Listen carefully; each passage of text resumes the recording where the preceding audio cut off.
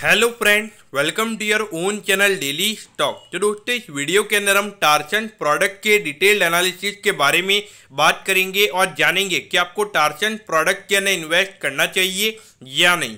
चलिए शुरू करते हैं।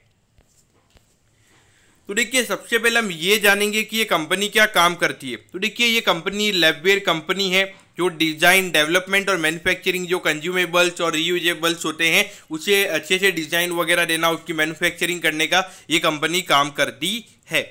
उसके अलावा अगर हम देखेंगे तो जो कंपनी के प्रोडक्ट्स है वो वेरियस लेबोरेटरीज में यूज़ किए जाते हैं, जो एकेडमिक के इंस्टीट्यूट्स होते हैं। यानी कि आपने देखा होगा कि ये जो केमिस्ट्री वगैरह के जो लैब होते थे तो वहाँ पे जो यूज़ किया जाता था, तो वो प्रोडक्ट भी कंपनी के जो फार्मा कंपनीज है वहाँ पे भी कंपनी के प्रोडक्ट यूज़ किए जाते हैं। और ये कंपनी कॉन्ट्रैक्ट रिसर्च ऑर्गेनाइजेशन का भी ये कंपनी काम करती है।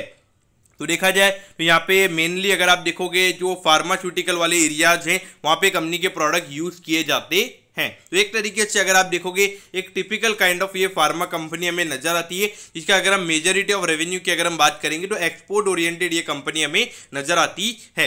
लेकिन इंडिया पे भी इनका एक अच्छा खासा फोकस है। इंडिया पे भी ये कंपनी अभी फोकस करती हुई हमें नजर आ रही है। तो देखिए, लगभग 4,200 करोड़ का इस कंपनी का मार्केट कैप है। अगर हम इंडस्ट्री के पी की अगर हम बात करेंगे तो लगभग 22 का इंडस्ट्री का पी है और ये कंपनी अभी 42 के पी रेशियो पे ट्रेड हो रही है। तो देखिए, एक small cap company, consistent growth इस कंपनी ने दिखाई है, तो वहाँ पे डेफिनेटली प्रीमियम वैल्यूएशन ये कंपनी डिमांड करेगी और वही हमें यहाँ पे होता हुआ नजर आ रहा है। अगर हम डेट की बात करेंगे तो डेट का नंबर यहाँ पे बहुत ही कम है, सिर्फ 21 करोड़ का कंपनी के ऊपर डेट है। तो डेट का नंबर यहाँ पे काफ़ी कम है। अगर आरओसी और आरओई के नंबर्स की अगर हम बात करेंगे तो दोनों ही नंबर्स यहाँ पे 20% से ऊपर है। अगर आरओसी के नंबर्स की अगर हम बात करेंगे अराउंड 35% का आरओसी है और अराउंड 27% के कंपनी के आरओई के नंबर्स हैं। तो देखा जाए तो रिटर्न रेशियोज यहाँ पे काफ़ी अच्छे हैं। अगर बुक वैल्यू की अगर हम बात करेंगे 92 रुपीज़ की यहाँ पे बुक वैल्यू है, यानी कि अराउंड 8 to 9 टाइम्स यहाँ पे प्राइस टू बुक वैल्यू पे ये कंपनी हमें ट्रेड होती हुई नजर आ रही है। तो देखिए, इतना ज़्यादा कोई लाइबिलिटी नहीं है कंपनी के ऊपर, इतना ज़्यादा लोन नहीं है। तो वहाँ पे जैसे जैसे प्रॉफिटेबिलिटी ग्रोथ ही चली जाएगी तो उसी नंबर से हमें यहाँ पे बुक वैल्यू का नंबर भी ग्रो होता हुआ नजर आएगा। और जितने ज़्यादा कंपनी फिक्स्ड एसेट्स वगैरह बाय करेगी तो उसके वे में यहाँ पे कंपनी के ये नंबर हमें ग्रो होते हुए नजर आएंगे। अब अगर हम यहाँ पे पिछले 4 साल के फाइनेंशियल ट्रेंड के बारे में अगर हम बात करेंगे तो देखिए, 2021 में 234 करोड़ के रेवेन्यूज कंपनी ने रिपोर्ट किए थे और अराउंड 68 करोड़ का प्रॉफिट वहाँ पे कंपनी ने रिपोर्ट किया था। उसके बाद अगर हम देखेंगे तो लगभग 300 करोड़ से भी ज़्यादा के रेवेन्यू के नंबर कंपनी के हो चुके हैं। तो इन अवे अगर हम देखेंगे अराउंड 25% से यहाँ पे ईयर ऑन ईयर बेसिस पे कंपनी के रेवेन्यू के नंबर्स बढ़े थे। और अगर हम प्रॉफिटेबिलिटी की बात करेंगे 31-32 करोड़ से यहाँ पे नेट प्रॉफिट का नंबर हमें बढ़ता हुआ नजर आया है। तो इन अ वे अगर हम परसेंटेज वाइज अगर हम बात करेंगे तो अराउंड 45% से यहाँ पे नेट प्रॉफिट का नंबर कंपनी का ईयर ऑन ईयर बेसिस पे ग्रो हुआ है और जहाँ पे प्रॉफिटेबिलिटी 25% से ग्रो ही है। प्रॉफिटेबिलिटी नहीं, रेवेन्यू का नंबर यहाँ पे 25% से ग्रो हुआ है। तो ऑल ओवर अगर हम देखेंगे तो ये ऑपरेटिंग लेवरेज का कॉन्सेप्ट हमें यहाँ पे आता हुआ नजर आ रहा है। अगर रेवेन्यू का नंबर जितना यहाँ पे बढ़ रहा है उससे ज़्यादा हमें यहाँ पे प्रॉफिटेबिलिटी परसेंटेज वाइज बढ़ती हुई नजर आ रही है। तो देखिए, इसी बेस इफेक्ट की वजह से यहाँ पे ये प्रीमियम वैल्यूएशन पे ये कंपनी ट्रेड होती हुई नजर आ रही है, क्योंकि जिस वे में यहाँ पे कंपनी के नंबर्स ग्रो हुए हैं यहाँ पे कंसिस्टेंट ग्रोथ की वजह से ही मार्केट इसे प्रीमियम वैल्यूएशन देता हुआ नजर आ रहा है। तो अगर हम यहाँ पे अगर हम पिछले कुछ क्वार्टरली नंबर्स की अगर हम बात करेंगे तो देखिए, 42 करोड़ से यहाँ पे 60 करोड़ का रेवेन्यू, फिर 68, फिर 76, फिर थोड़ा सा ग्रोथ थोड़ी सी कम हुई थी, लेकिन उसके बाद फिर से 85 करोड़ के रेवेन्यू के नंबर्स कंपनी ने रिपोर्ट कर दिए थे। उसके बाद अगर हम देखेंगे 7 करोड़, 21 करोड़, 24 करोड़, फिर 25 और यहाँ पे रेवेन्यू कम होने की वजह से ये नंबर गिरा था, लेकिन फिर से रेवेन्यू के नंबर्स जब बढ़े फिर से कंपनी की प्रॉफिटेबिलिटी अराउंड 29 करोड़ पे यहाँ पे आ गई है।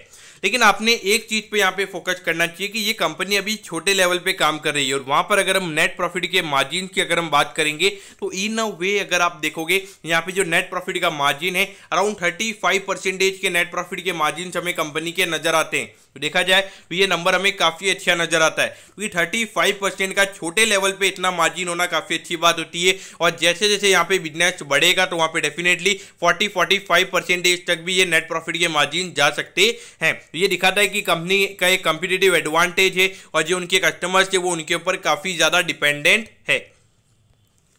अब इसके अलावा अगर हम शेयर होल्डिंग पैटर्न की अगर हम बात करेंगे तो पिछले क्वार्टर में थोड़ी सी होल्डिंग यहाँ पे प्रमोटर्स ने बढ़ाई है 0.01% से। यहाँ पे एफआईआई ने अपनी होल्डिंग को कम किया है और एट दी सेम टाइम अगर हम देखेंगे तो डीआईआई ने अपनी होल्डिंग को यहाँ पे बढ़ाया है। और यहाँ पे जो पब्लिक की होल्डिंग है वो यहाँ पे थोड़ी सी कम हुई है, अराउंड 2% से यहाँ पे ये होल्डिंग का नंबर हमें कम होता हुआ नजर आया है। तो ऑल ओवर अगर हम देखेंगे तो कंपनी का शेयर होल्डिंग पैटर्न अच्छा नजर आता है। अगर हम रिसेंटली अगर हम देखेंगे तो जो डीआईआई ने बाइंग वगैरह की है तो उसे हमें पॉजिटिव वे में यहाँ पे लेना चाहिए।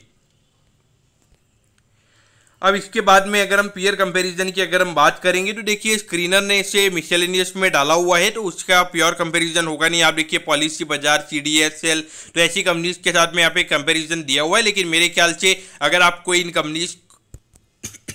कंपनीज को अगर आपको कंपेयर करना है तो मेरे ख्याल से जो फार्मा कंपनीज के पी रेशियो जो उनके साथ में कंपेयर करना चाहिए। एक तरीके से मुझे ये फार्मा कंपनी नजर आती है तो उसके हिसाब से आपने यहाँ पे देखना चाहिए। और अगर हम ओवरऑल फार्मा कंपनी के पी रेशियो की अगर हम बात करेंगे तो लगभग 20 से 30 का पी रेशियो में पूरे फार्मा कंपनीज का नजर आता है। तो उसमें डेफिनेटली अगर आप देखोगे तो डेफिनेटली प्रीमियम वैल्यूएशन पे ये कंपनी ट्रेड हो रही है। तो यहाँ पर अगर आने वाले टाइम पे कोई भी बैड क्वार्टर अगर आता है तो वहाँ पे डेफिनेटली मार्केट उसके नेगेटिव वे में लेगा।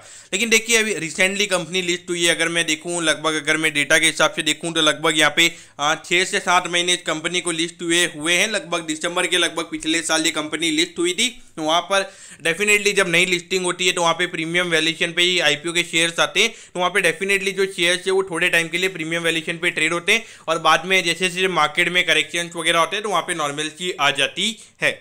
तो एट दी एंड अगर हम देखेंगे तो यहाँ पे ऑल टाइम हाई 924 रुपीज़ का है और अभी 804 रुपीज़ पे ये स्टॉक अभी ट्रेड हो रहा है। तो इन वे अगर हम देखेंगे 15% का करेक्शन यहाँ पे ऑल टाइम हाई से हो चुका है। और अगर हम लोज से अगर हम बात करेंगे तो वहाँ पे तो काफ़ी अच्छी रिकवरी हमें देखने को मिली है। तो इन वे अगर हम देखेंगे तो लो से यहाँ पे 30-40% ये स्टॉक ऊपर आ चुका है। तो यहाँ पे आपने क्या करना चाहिए तो देखिए मेरे ख्याल से एज ए होल कंपनी काफ़ी अच्छी नज़र आती है। ये ग्रोइंग इंडस्ट्री नज़र आती है रीयूजेबल वाली। और उसके अलावा लैबवेयर प्रोडक्ट की डिमांड भी लगातार इंक्रीज हो रही है।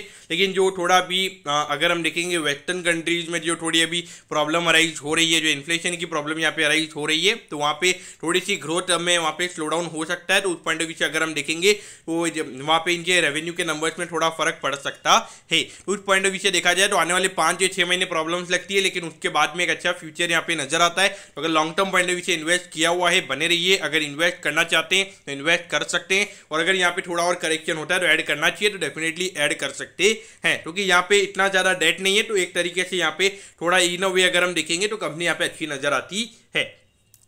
हाँ तो दोस्तों मैं एक पॉइंट यहाँ पे बताना रह गया था कि यहाँ पे हमने बोला था कि हम अगले वीडियो में कैश फ्लो वाला लेके आएंगे। तो हमारा जो टीम मेंबर है जो वीडियो का ये प्रेजेंटेशन वगैरह बनाता है तो उसकी वजह से यहाँ पे थोड़ी मिस्टेक हुई है।